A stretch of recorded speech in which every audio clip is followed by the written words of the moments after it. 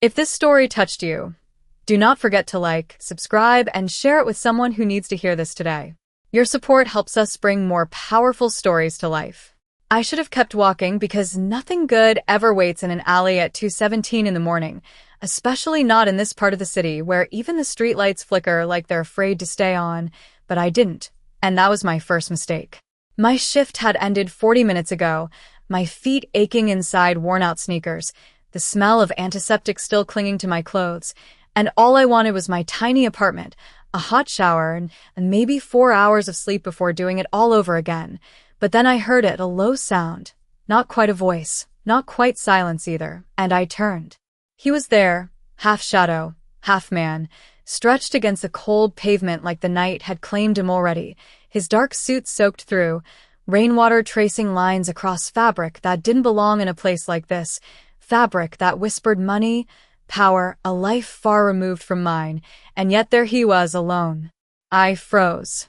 Every instinct told me to leave. This wasn't a situation you stepped into. This was the kind you pretended you never saw. I actually turned away, took one step, then another, my heartbeat loud in my ears, but something didn't let me go. It wasn't logic. It wasn't kindness. It was something deeper, something that felt like recognition without memory. I turned back. The rain came down harder, soaking my hair, my jacket, everything, as I moved toward him, each step slower than the last, like I was crossing a line I couldn't uncross. Up close, he looked even more unreal.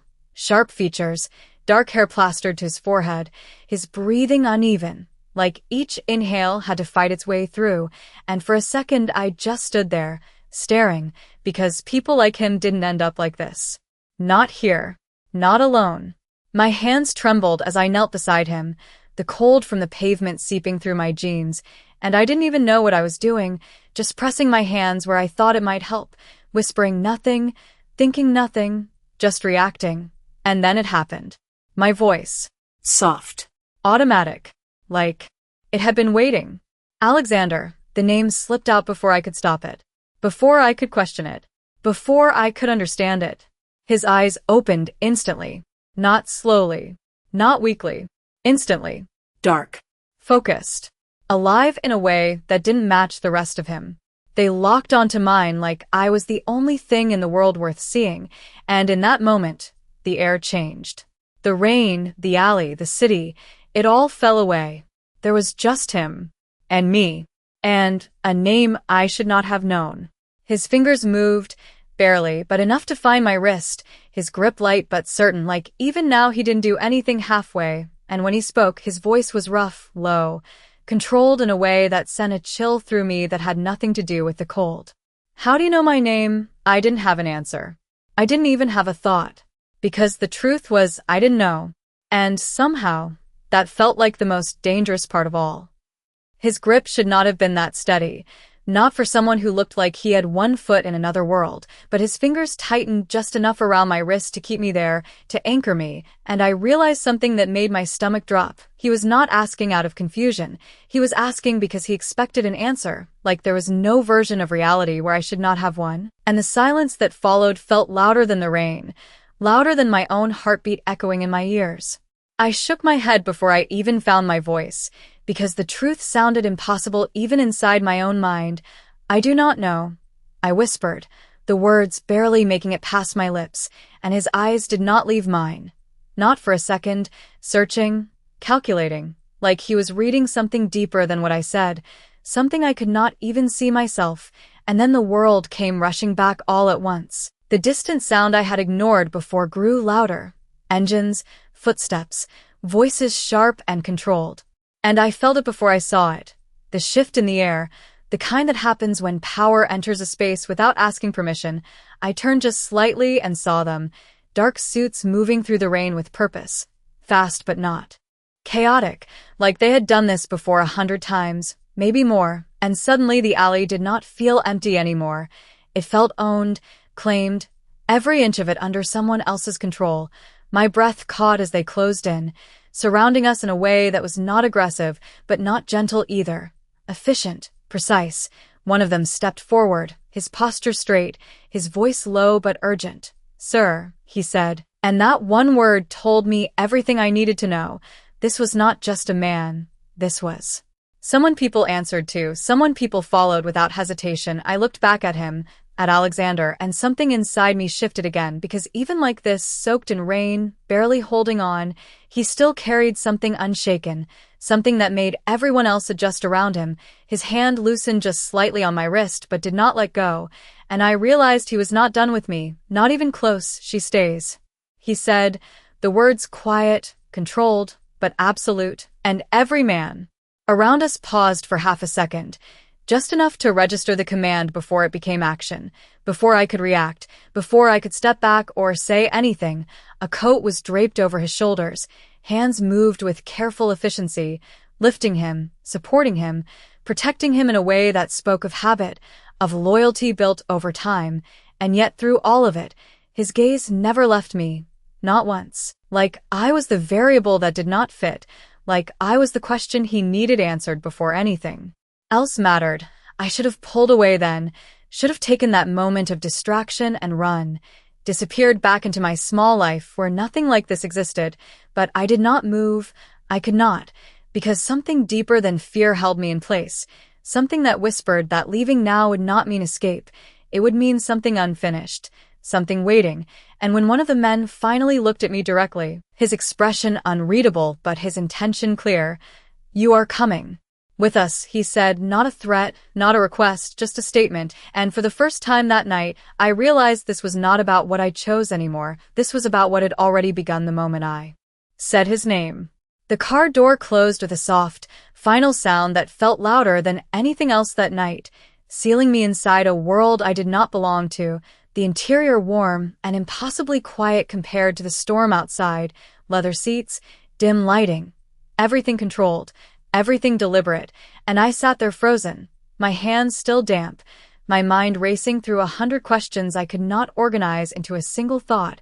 Across from me, Alexander lay stretched across the seat, supported by two men who moved with careful precision, speaking in low voices I could not fully catch, but it was not panic I heard, it was focus, the kind that comes from people who already know what to do, and that terrified me more than anything because it meant this was not unusual for them. This was routine, and I had just stepped into it without permission. I kept my eyes on him even when I told myself not to, because something about him pulled my attention like gravity, his face pale but composed, his breathing steadier now, like whatever moment had almost taken him was already losing its hold. And then his eyes opened again, finding mine instantly as if he had never closed them at all, and that same feeling hit me, sharp and unsettling, like being seen too clearly, like being understood without speaking. "You should not be here," I said before I could stop myself, my voice quiet but firm, because it was the only piece of control I could still claim. And one of the men glanced at me, surprised maybe, but Alexander did not react the way I expected. No anger, no dismissal, just a slight shift in his expression, something thoughtful, almost curious, like I had said something unexpected in a language he recognized.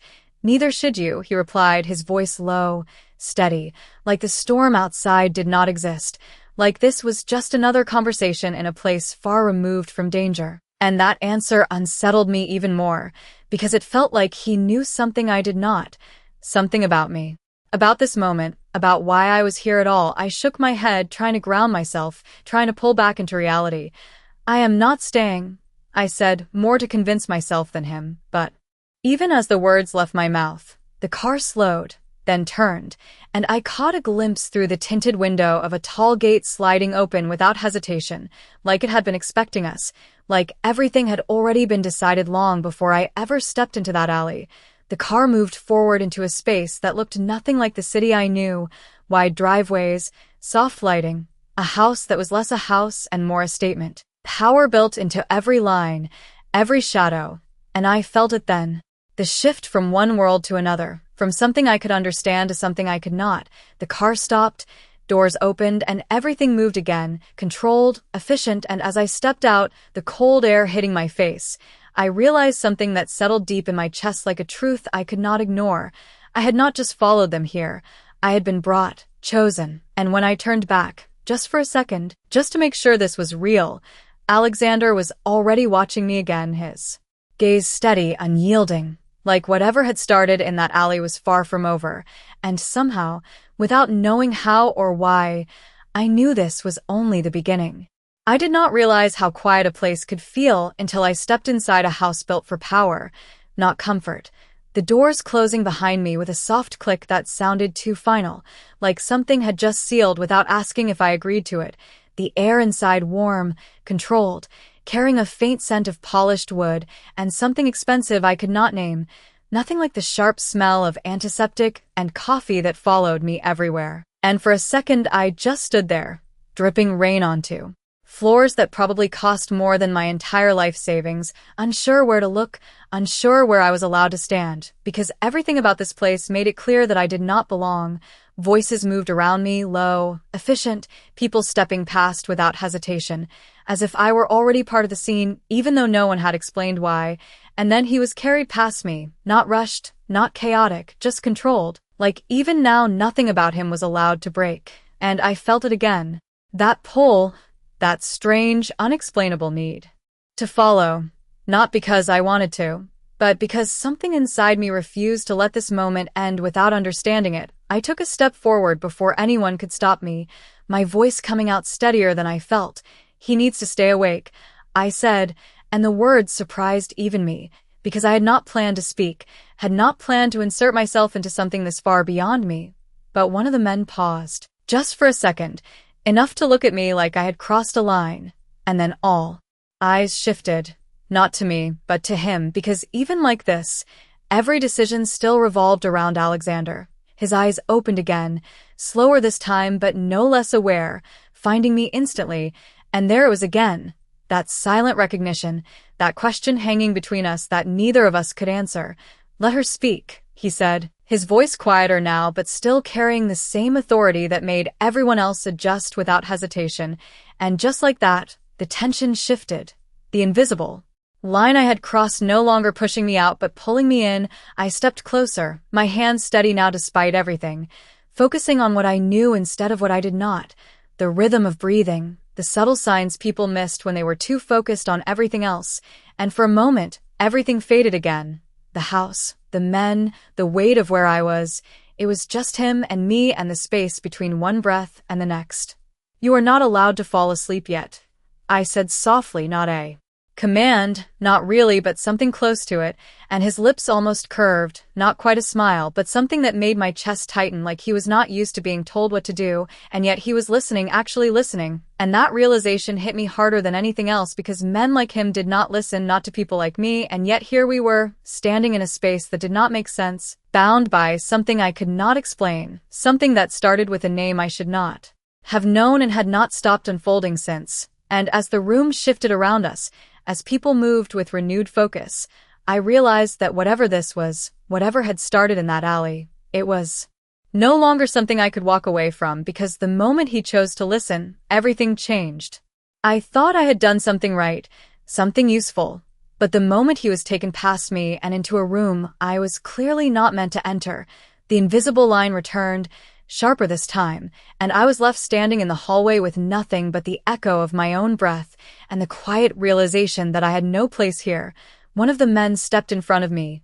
Not aggressive, not rude, just firm in a way that did not invite questions.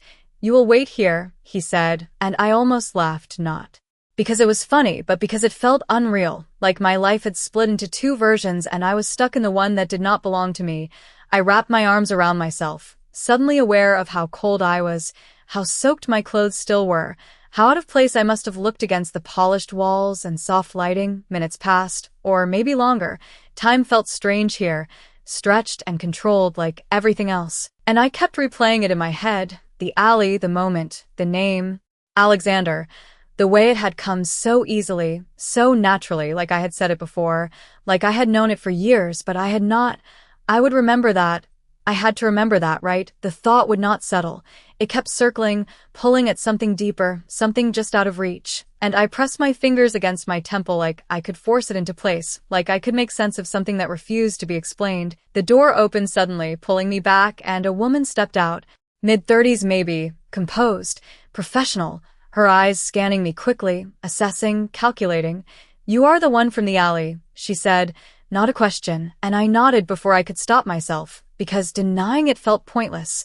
He is stable, she continued, her tone neutral, but there was something underneath it, something curious.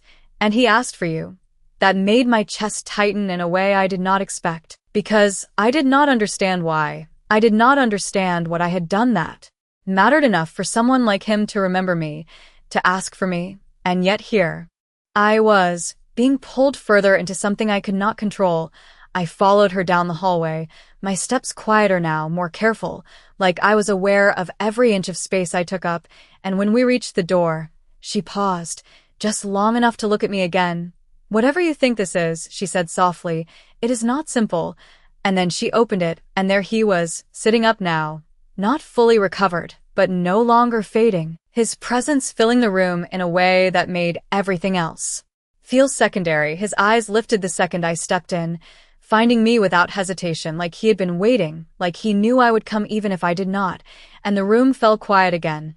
Not because there was no sound, but because everything that mattered had narrowed down to this moment, to the space between us, and I realized something I could not ignore anymore. This was not about chance, not about being in the wrong place at the wrong time. This was something else, something that had already begun long before I understood it. And when he spoke, his voice steady despite everything, it confirmed the one thing I had been trying not to believe. "We are not done," he said, and for the first time since that night began, I knew he was right. I did not move right away, because something in the way he said it made the room feel smaller, like the walls had shifted just enough to remind me I was not in control here. Not really, and yet I stepped forward anyway, one slow step, then another, until I was close enough to see the details I had missed before, the faint tension in his jaw, the way his shoulders stayed squared even now, like weakness was not something he allowed himself to show for long, and I realized that whatever had happened earlier, whatever moment I had seen in that alley, it was already being erased by who he was, by the way he held himself, by the quiet authority that filled every inch of the space around him. "I did not mean to get involved," I said, my voice steady but softer now, because the truth sounded smaller in a room like this, like it did not carry the same weight. His gaze did not shift, did not soften. It stayed on me with that same intensity that made it hard to breathe evenly, like he was still searching for something, still trying to place me into a pattern that made sense. "You said my name," he replied, not accusing, not questioning, just stating it again like it was the only fact that mattered, and I shook my head slightly because I did not have anything else to give him. "I do not know how," I answered, and for the first time, something changed, not in the room, not in the people around us, but in him, subtle, almost invisible. But there, a pause that felt heavier than any reaction, like he had expected resistance, excuses, fear, but not this, not honesty without explanation, and it unsettled him in a way he could not hide completely. His eyes dropped for a fraction of a second, then returned to mine, sharper now, more focused. "People do not know things like that by accident," he said quietly, and I felt that sentence land somewhere deeper than I wanted it to, because part of me agreed, part of me knew that this was not normal, that something about this was wrong in a way I could not explain. "Then explain it," I said before I could stop myself, and the words hung there between us, bold, maybe too bold for someone in my position, but I was too far in now to pretend I could step back into silence. The room went still again, not tense, not hostile, just waiting, because everything here seemed to revolve around his reaction, and for a second I thought I had crossed a line I could not come back from. But then he leaned back slightly, studying me like I was not a problem to solve but something more complicated, something unfamiliar. "That is what I am trying to do," he said, and there was something different in his tone now, not softer, not kinder, but less certain, like for the first time since I had met him, he did not have all the answers. And that realization shifted something inside me, because if someone like him could not explain this, then whatever this was, it was bigger than both of us. The silence stretched again, but it felt different now, less like a standoff and more like something forming, something neither of us fully understood yet. And as I stood there, caught between leaving and staying, between fear and something I could not name, I realized the truth I had been avoiding since the moment I turned back in that alley. This was not just his mystery anymore, it was mine too. The silence did not break. It shifted, like something unseen had taken a step closer, and I felt it in the way the air pressed against my chest. heavier now, charged with a question neither of us could answer, and yet neither of us was willing to let go of. I should have left then. Should have taken whatever small chance I still had to walk out of this house and disappear back into the version of my life that made sense. But my feet stayed where they were, rooted by something stronger than fear. Something that felt dangerously close to recognition, and I hated that feeling because it did not belong to me. Not here, not with him. You are looking at me like you already know me, I said quietly, the words slipping out before I could filter them, and for the first time since I had stepped into that room, his expression shifted in a way I could actually read, not confusion, not anger, something more controlled, more careful, like I had just stepped onto ground that mattered.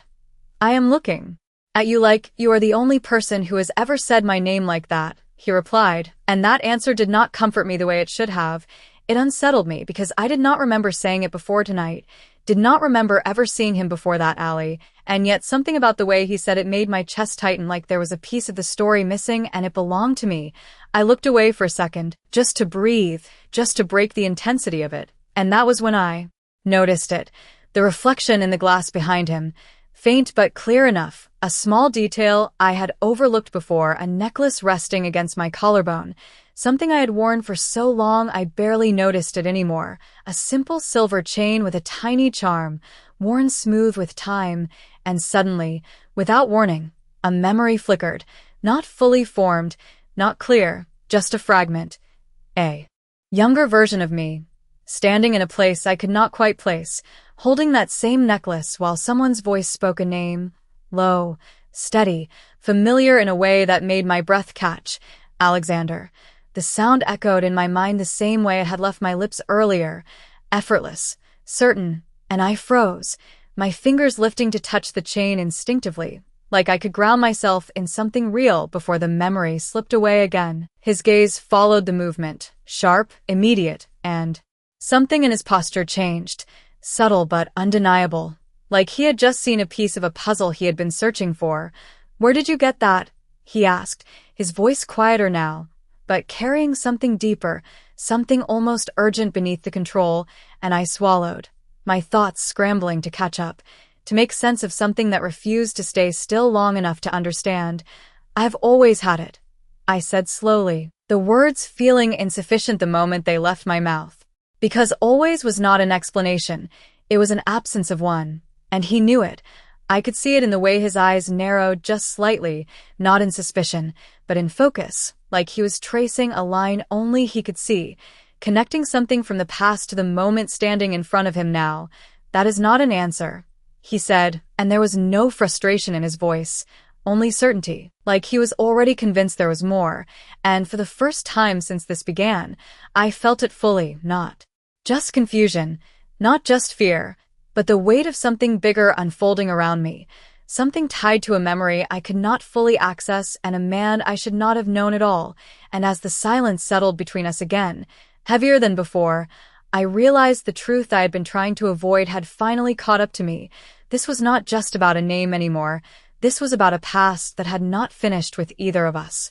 The room felt different now, not quieter, not louder, but heavier.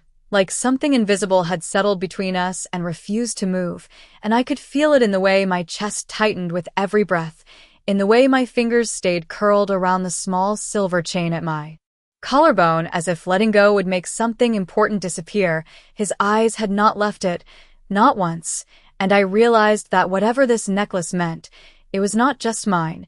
It belonged to something larger, something shared, something unfinished.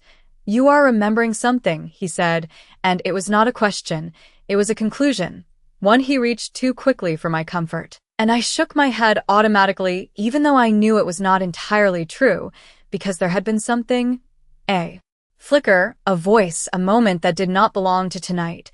"It is nothing," I said, but the words felt weak, like they could not hold their own weight, and he saw that, of course he did, because nothing about him missed details, not even the ones I try to hide from myself.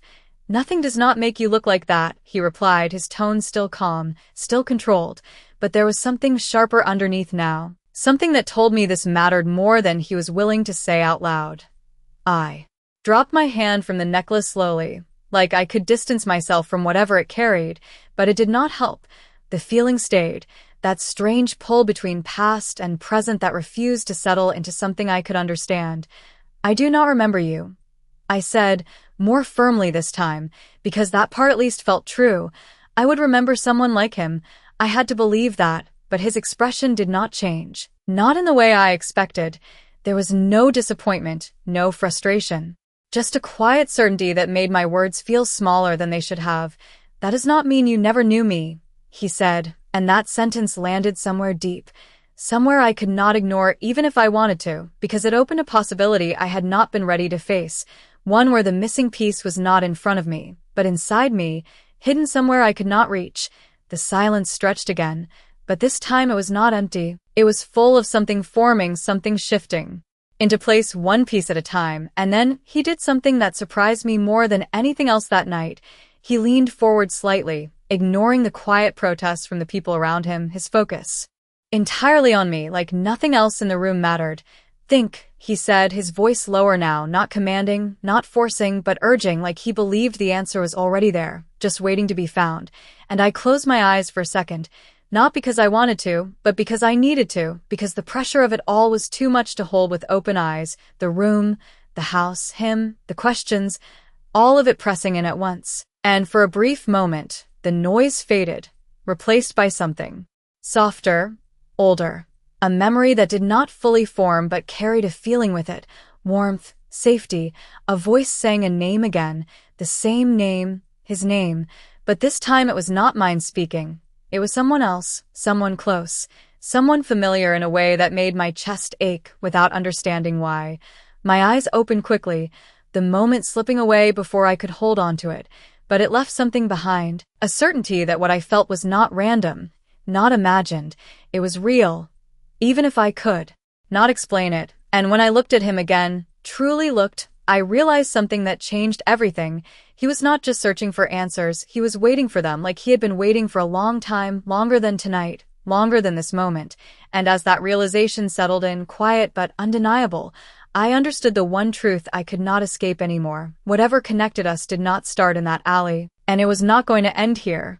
The moment I understood that, everything inside me shifted, not all at once, not in a way I could explain, but enough to make standing there feel different, like I was no longer just reacting to something that had already happened, but stepping into something that was still unfolding, and that realization should have scared me more than it did, but instead it settled into something quieter, something steady, like a truth I had been circling without seeing clearly until now.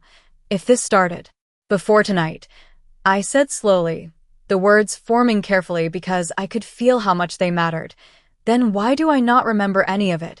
And the question lingered between us, not fragile, not uncertain, but heavy, like it carried more than just curiosity.